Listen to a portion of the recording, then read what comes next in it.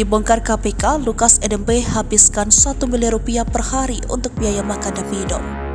Terdakwa korupsi Lukas NMB menghabiskan anggaran 1 miliar rupiah untuk biaya makan dan minum. Gubernur aktif Papua itu menghabiskan anggaran APBD 1 triliun rupiah dalam setahun cuma untuk operasional. Lantas apa saja yang dimakan Lukas NMB selama sehari sehingga menghabiskan 1 miliar rupiah? Baru saja mengumumkan puluhan aset Gubernur Papua senilai lebih dari 144,5 miliar rupiah yang disita karena diduga berasal dari suap gratifikasi. KPK sudah mengungkap kasus lain yang lebih besar.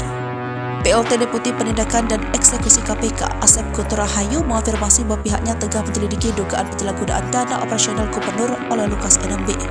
Anggaran operasional Lukas NMB tersebut fantastis untuk ukuran kepala daerah, yakni 1 triliun rupiah setahun sepanjang 2019 sampai 2022.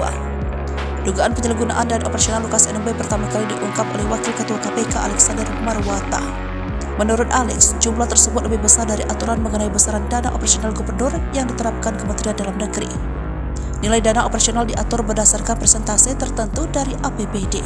Berdasarkan temuan KPK, sebagaimana dana operasional Lukas NMB itu digunakan untuk belanja makan dan minuman menghabiskan rata-rata 1 miliar rupiah uang negara. Alex mengatakan pihaknya telah mengantongi ribuan kwitansi belanja makan dan minum Lukas NMB. Karena mencurigakan, KPK mengonfirmasi bukti pembelian itu ke sejumlah rumah makan yang tertera dalam kwitansi. Namun, bukti pembelian itu diduga fiktif alias palsu, sebab pihak rumah makan mengaku tidak mengeluarkan kwitansi tersebut. Alex mengatakan saat ini KPK tengah mendalami dugaan pemalsuan bukti belanja makan dan minum Lukas NMB. Menurutnya, proses ini memerlukan waktu yang sangat lama karena jumlahnya yang begitu banyak.